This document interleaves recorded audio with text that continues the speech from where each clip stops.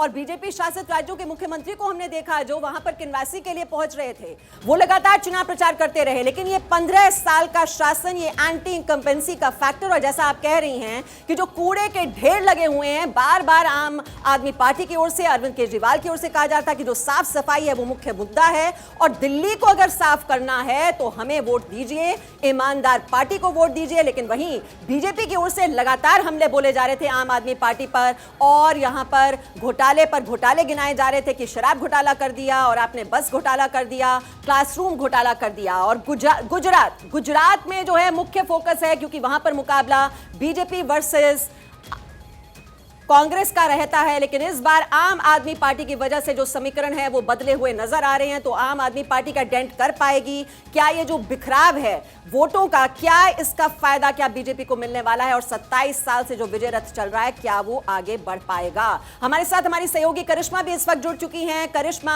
आप देखिए, सारी की सारा जो फोकस है वो अब एग्जिट पोल पर है कि तस्वीर पर जानी चाहिए, सरकार किसकी बन रही है। और इस समय जो नेता अब इस वक्त टेलीविजन स्क्रीन पर पूरी तरह से टकटकी लगाए हुए देख रहे होंगे कि क्या होने वाला है। भले ही पूरी ताकत अपनी झोंक दी, लेकिन यह वक्त ऐसा होता है कि सबके दिल की धड़कनें जो हैं वो बहुत तेजी से आगे भागती।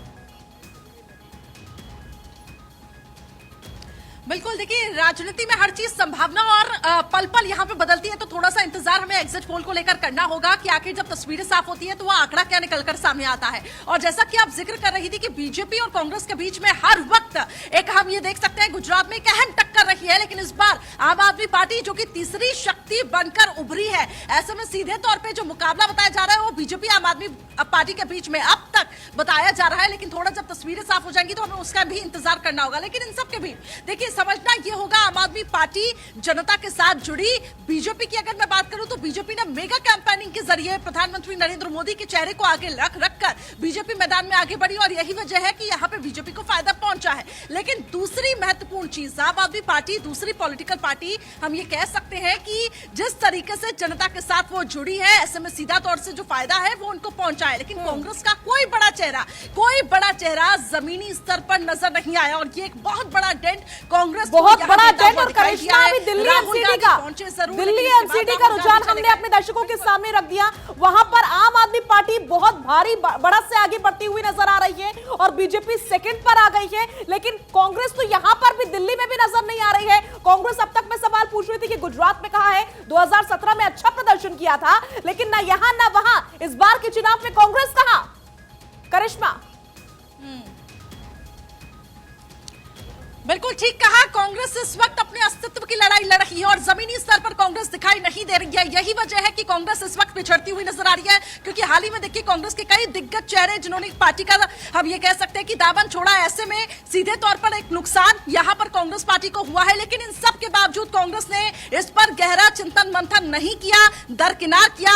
बीच में खबरें ये भी आई थी कि कांग्रेस में अंदरूनी कलह चल रही है। जब एक पार्टी में अंदर खाने, जब सब कुछ ठीक ही नहीं चल रहा, तो आखिर कैसे वो पार्टी एक बड़ी शक्ति बनके उभरेगी? और यही वजह है कि जो बड़े चेहरे थे वो छिटकते हुए चले गए और पार्टी ने इसको नजरअंदाज किया। दूसरी महत्वपूर्ण चीज जिसका हम बार बार जिक्र कर रहे हैं कि कांग्रेस पार्टी आखिर जमीनी स्तर पर है कहां?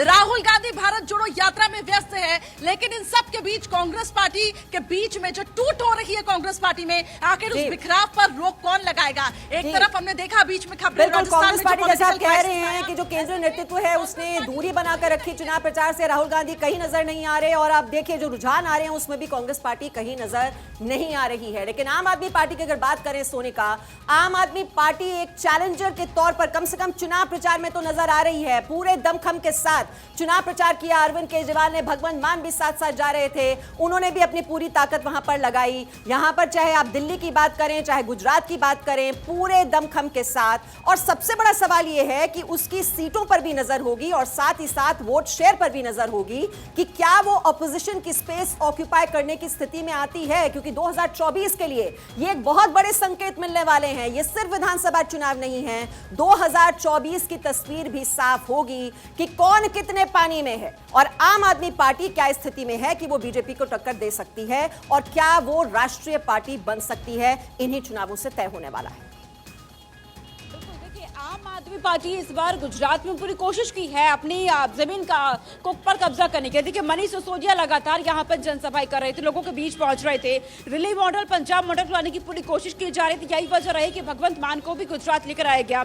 और वहीं आपने एक बात की है कि विपक्ष की भूमिका क्या आप निभा पाएगी। अगर आम आदमी पार्टी नहीं भी जीतती तो ये कोशिश आम आदमी पार्टी ने पूरी कर दी है कि कम से कम विपक्ष की भूमिका में आ जाए। अच्छा, गुजरात में क्या मूड है जरा लोगों से जानते हैं। आज दूसरे चरण का मतदान भी संपन्न हो चुका है, ऐसे में आप लोगों को क्या लग रहा है कि गुजरात में क्या होने जा रहा है? गुजरात में बीजेपी हर बार कायम वोट करती आई है, इस बार भी शायद बीजेपी बाजी मारेगी मैडम। अच्छा, विपक्षी पार्टियों ने भी पूरी कोशिश की है, उनको लेकर क्या लगता है? विपक्षी पार्टी ने कोशिश की है, लेकिन 27 साल से जो बीजेपी आ रही है तो उसमें से लीड थोड़ा कम होगा, लेकिन बीजेपी की सरकार ही बनेगी। और जो आम आदमी पार्टी की बात है वो दक्षिण में बाजी 4 या 5-6 सीट ले जाएगी, लेकिन मध्य गुजरात और इधर दक्षिण गुजरात में ही वो सक्सेस होगी। क्या आपको क्या लगता है, बीजेपी कायम रहेगी या परिवर्तन होगा? बीजेपी रहेगी, कायम रहेगी। बीजेपी कायम रहेगी और बीजेपी आएगी। 27 साल से राज कर रही है और बीजेपी जाएगी। हालांकि देखिए हम अपने ठीक है सोनिका मैं आपके पास लौटूंगी, माफ कीजिएगा आपको बीच में रोक रही हूं। चारों प्रज्ञा हमारे साथ जुड़ चुकी हैं। चारों जी सबसे पहले दिल्ली पर बात करूंगी, क्योंकि दिल्ली एमसीडी का चुनाव साख का सवाल बना हुआ था और अभी जो भारत 24 के पास डेटा है उसके अनुसार बीजेपी को बड़ा डेंट आम आदमी पार्टी लगाती हुई नजर आ रही है। कारण क्या रहा? ये तो अभी केवल एग्जिट पोल्स हैं, तो हम चुनाव के नतीजों का इंतजार करते हैं। अभी 2 दिन बचे हैं। फिर भी एक अनुमान है और गैप बहुत ज्यादा है चारू जी। नहीं, ये गैप जो आप मुझे दिखा रहे हैं, जो मैंने अनुमान के दूसरे नंबर देखे हैं, वो इससे मिलता जुलता नहीं है। देखिए, एक बात हमको याद रखनी होगी कि एग्जिट पोल्स बहुत बार गलत भी साबित होते हैं और जमीन पे काम करना इन सब चीजों से आगे होता है। दिल्ली में जिस तरीके से आम आदमी पार्टी ने प्रदेश की सरकार चलाई है, उसको देखते हुए मैं मानती हूँ कि इस बार आम आदमी पार्टी के लिए सपोर्ट जमीन पर उतना नहीं रहा होगा। और भारतीय जनता पार्टी जिस तरीके से काम करती है, चाहे वो नेशनल लेवल हो, स्टेट लेवल हो या लोकल इलेक्शंस हो, वो जमीन पे स्थिर रहती है, उसका फायदा हमको जरूर मिलेगा। ठीक है, तो ज्योति कुमार नतीजों का सिंह जी भी इंतजार हमारे करते हैं। साथ हैं। ठीक है चारू, मैं फिर आपके पास आऊंगी। ज्योति कुमार सिंह जी, अभी जो आज टारगेट जो बता रहे थे कांग्रेस पार्टी की ओर से गुजरात के लिए, वो 125 का बताया जा रहा था। अभी भी क्या आप इस आंकड़े पर टिके हुए हैं? क्योंकि अब तो वोटिंग हो चुकी है, आप रीजनेबल फिगर दे दीजिए, क्योंकि लग नहीं रहा कि कांग्रेस पार्टी लड़ने के इरादे से और जीतने के इरादे से इस बार चुनावी मैदान में थी।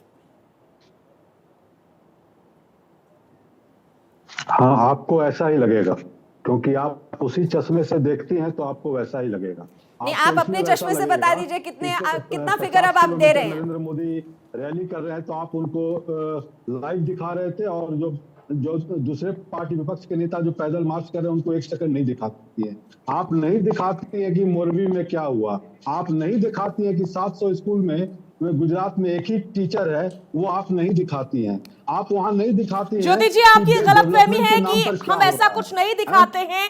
भारत 24 एक जिम्मेदार चैनल है सर, हर तस्वीर रखते हैं और इनफैक्ट आपको भी बोलने का बराबर ही मौका देते हैं। जितना हम बीजेपी को देते हैं, जितना हम आम आदमी पार्टी को देते हैं, उतना ही मौका आपको भी दिया गया है। फिर आप तो सवाल उठा ही नहीं सकते सर। अपना चैनल दिखा दे, बता दे, आप अपने चैनल पर बता दें कि जब इलेक्शन हो रहा था तो उस समय अहमदाबाद में 50 किलोमीटर के रैली में, रोड शो में आप लाइव दिखा रही थी कि नहीं दिखाए? आपने भारत जोड़ो यात्रा की खबर देखी या नहीं देखी राहुल गांधी की, ये बताइए पहले। लेकिन ज्योति कुमार सिंह जी जो रोड शो कर रहा था उसका दिखा दिया। अगर राहुल गांधी भी वो रोड शो कर रहे होते तो हम जरूर दिखाते। और मैं एक बात स्पष्ट कर दूं यहाँ पर, ज्योति कुमार सिंह जी, जो भारत जोड़ो यात्रा चल रही है राहुल गांधी की, वो रोज कवर की जा रही है हमारे चैनल पर। वहां पर ड्रग्स पकड़ाता है, आप उसको दिखाया, आप उस खबर को कितना चलवाई हैं आप? ज्योति जी, मैं फिर कहूंगी कि आपकी गलतफहमी, अगर आपको ऐसा लग रहा है तो मैं फिर कहूंगी, बाकायदा मैं ज्योति जी आपको चैलेंज दे रही हूं, मैं आपको चैलेंज दे रही हूं। आप जाइए अभी भारत 24 के यूट्यूब चैनल पर, फेसबुक चैनल पर आप जाकर देखिए, बाकायदा हमने हर खबर को चलाया है और न सिर्फ चलाया है बल्कि आपको भी बराबर बोलने का मौका दिया है। इससे ज्यादा सफाई नहीं देंगे हम।